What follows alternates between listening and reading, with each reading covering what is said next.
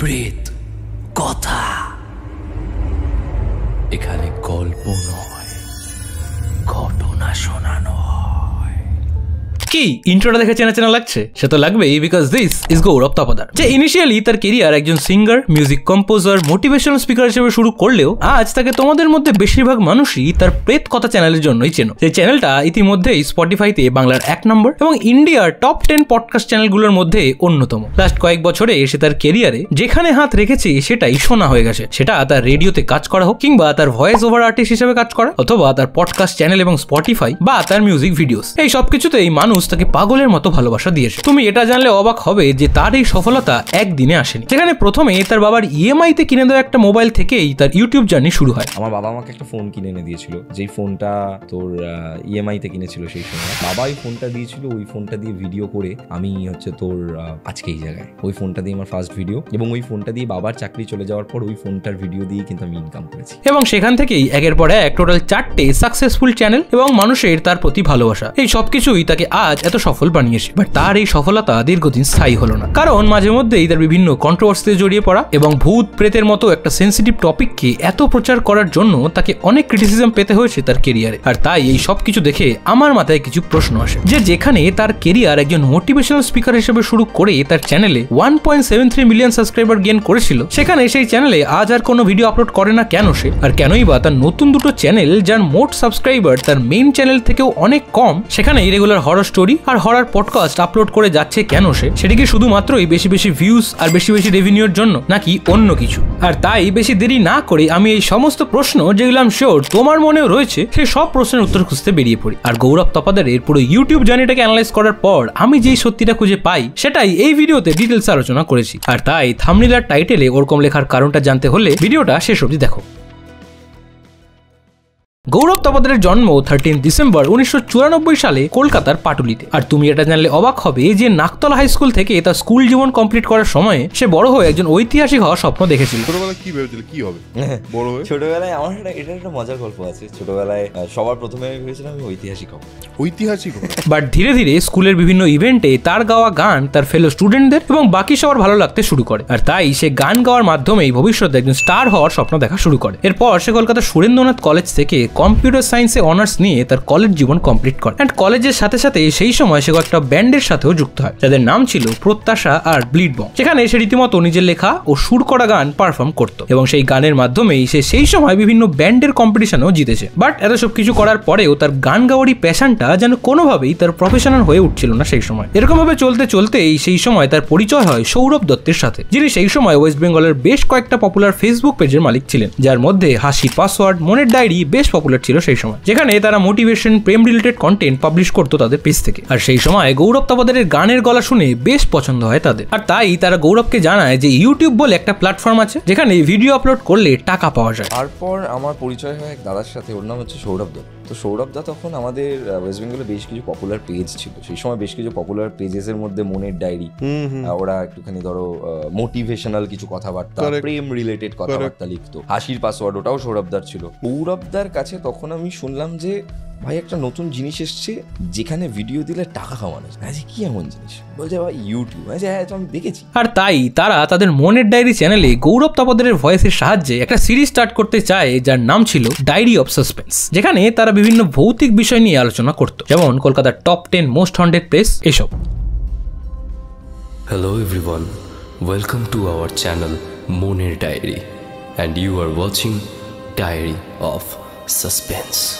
আর সেই থেকেই তার ইউটিউব যাত্রা শুরু হয়, যেখানে বেশ কয়েকদিনের মধ্যেই তাদের মনের ডায়েরি পেজের সাবস্ক্রাইবার সংখ্যা 70,000 ক্রস করে যায়। যার পরেই সেই সৌরভ দত্তের সাজেশন অনুযায়ী সে 2017 সালে নিজের নাম দিয়ে একটা আলাদা ইউটিউব চ্যানেল ক্রিয়েট করে এবং সেখানে সে তার ব্যান্ডের বিভিন্ন গান আপলোড করতে শুরু করে। যেখানে মনের ডায়েরিতে কেউ তার কণ্ঠস্বর ছাড়া আর কিছুই শোনেনি, সেখানে নিজের চ্যানেলের ভিডিওর মাধ্যমেই প্রথম তার অডিয়েন্স তাকে দেখতে শুরু করে। আর মনের ডায়েরি পেজের অলরেডি একটা অডিয়েন্স বেস থাকার জন্য তার মনে হয় এবার তার স্টার সিঙ্গার হওয়ার স্বপ্নটা ইউটিউবের মাধ্যমে পূরণ পূরণ হবে। বাট তার এই স্বপ্ন কয়েকদিনের মধ্যেই বাস্তবের মাটিতে মুখ থুবড়ে পড়ে, কারণ তার সেই চ্যানেলে তার করা গানগুলো খুব একটা ভালো পারফর্ম করে না। 2019 অব্দি তার চ্যানেল মনিটাইজড হয়ে গেলেও ততদিনে মিউজিক ভিডিওর মাধ্যমে ইউটিউব থেকে একটা স্টেবল আর্নিং করতে পারছিল না সে। তারপর ফেসবুকে কোনো এক ফ্রেন্ডের লেখা একটি মোনোলগ সে তার চ্যানেলে as a motivational video upload করে, এবং টু হিজ সারপ্রাইজ সেই ভিডিওটা একদিনের মধ্যেই ফেসবুকে 1 মিলিয়ন ভিউজ ক্রস করে যায়। আমার আজও মনে আছে ওই দিনটা, আমি সকালে খুব গরমকাল, এক্সস্টেড, ঘেমে গেছি পুরো, ঘুম থেকে উঠে দেখছি একটা বাচ্চা মেয়ে আমাকে একটা লেখা পাঠিয়েছে। আমি ওকে মেসেজ করেছি যে দেখ এই লেখাটা আমার ভালো লেগেছে, তো আমি তোর এই লেখাটা যদি একটা মাইকে রেকর্ড করে ছাড়ি তোর কেমন লাগবে। ওরা তখন ওটা আমায় দিল, আমি ওটা রেকর্ড করে ছেড়ে দিয়েছি, একটা ছবিও করে চিপকে আপলোড করে দিয়েছি। বিকেলবেলা চায়ের দোকানে গেছি, চা বিড়ি খাচ্ছি, হঠাৎ করে দেখি প্রচুর লাইক ঢুকছে। তো ওই ভিডিওটা ওই 1 নাইটের মধ্যে 1 মিলিয়ন ভিউ হয়ে যায়। এভাবেই তার মোটিভেশনাল স্পিকার হয়ে ওঠার জার্নি শুরু হয়। আর এরপর একের পর এক তার বন্ধু বা প্রিয়জন তাদের লেখা কোনো মনোলগ তাকে শেয়ার করতে থাকে, সেটা তার গলায় তার চ্যানেলে পোস্ট করার জন্য। আর এভাবেই তার ফেসবুকেই সেই সময় মোটিভেশনাল ভিডিওস রাতারাতি ভাইরাল হতে শুরু করে। এরপর সে তার গানের লাইনগুলোকেই কবিতা বা মনোলগের মতো করে ফ্যাক্টস হিসেবে তার চ্যানেলে আপলোড করতে শুরু করে। একে তার অসাধারণ কণ্ঠস্বর আর তার উপর এরকম মোটিভেশনাল স্পিচ, দুটো মিলিয়ে সাধারণ মানুষ তার কন্টেন্টের সাথে খুবই রিলেট করতে শুরু করে। আর এভাবেই দেখতে দেখতে তার চ্যানেল কয়েক মাসের মধ্যেই 3 লাখ সাবস্ক্রাইবার কমপ্লিট হয়ে যায়। বাট তারপর আস্তে আস্তে এই ট্রেন্ডটা শেষের দিকে এগোলে সে ভাবতে থাকে যে এরপর কি এমন করা যেতে পারে যেটা মানুষ সারা জীবন শুনবে এবং যার সাথে সে ডিরেক্টলি কানেক্টেডও থাকবেন। সে না থাকলেও তার জায়গায় যদি অন্য কেউ থাকে তাও সেই বিষয়টা চলবে। তখন তার মাথায় আসে ছোটবেলায় তার কম্পিউটার টিচারের বলা হরর স্টোরির কথা, যেখানে তার স্যার তাকে প্রায় প্রতিদিনই একটা করে হরর স্টোরি বলতো, এবং সেই গল্পের শেষে সে তাকে বলতো যে এটা কিন্তু কোনো গল্প নয়, এটা একটা সত্যি ঘটনা, যার ফলে এই গৌরব তপোদারের কাছে সেই গল্পগুলো খুবই রিলেটেবল লাগতে শুরু করে। এটা সে তার বিভিন্ন ইন্টারভিউতে একাধিকবার বলেছেন। তো আমার একজন স্যার আছেন, উনি আমাকে কম্পিউটার পড়াতেন, তো উনি আমাকে ছোটবেলা থেকে প্রচুর ভূতের গল্প আর সাথে সাথে বলতেন যে দেখ এটা কিন্তু একটা সত্যিকারের ঘটনা। তাই এরপর সে ডিসাইড করে কেননা আগে যেরকম অডিয়েন্সের থেকে বিভিন্ন মনোলগ সে তার চ্যানেলে পড়ে শোনাতো, সেভাবেই তাদের জীবনের বিভিন্ন হরর এক্সপিরিয়েন্সও সে তার চ্যানেলে পড়ে শোনাবে। আর যেই কথা সেই কাজ। একদিকে ফার্স্ট লকডাউন, অন্যদিকে ভূতের মতো একটা টপিক যেটাতে বাংলার মানুষ অলরেডি খুবই ইন্টারেস্টেড। তাই সেই সময় তার সেই স্যারের বলা 5টা স্টোরি দিয়েই নতুন চ্যানেল প্রেত কথা শুরু হয়। তো লেটস মেক এ চ্যানেল যেখানে মানুষই আমায় ঘটনা পাঠাবে, আমি তাদের ঘটনাই তাকে শোনাবো। তো দ্যাট মোমেন্টে আমি প্রেত কথা চ্যানেল। আর সেই চ্যানেল শুরু হতে না হতেই তার সমস্ত ভিডিওতে মানুষ তাকে পাগলের মতো ভালোবাসা দিতে শুরু করে, যেখানে প্রত্যেক উইকে প্রেত কথার 2টো করে এপিসোড রিলিজ করতে শুরু করে সে। এবং সেদিন থেকে আজ অবধি এমন কোনো উইক যায়নি যে উইকে প্রেত কথার কোনো ভিডিওস মিস হয়েছে। আর তাই এই কনসিস্টেন্সির জন্যই আজ তার সেই চ্যানেলে 8 লাখেরও বেশি সাবস্ক্রাইবার্স এবং স্পটিফাইতে কয়েক মিলিয়ন মান্থলি লিসেনারদের একটা বড় কমিউনিটি বানাতে সক্ষম হয়েছে সে। সেই সময় তার কেরিয়ারের গ্রাফ দেখে মনে হচ্ছিল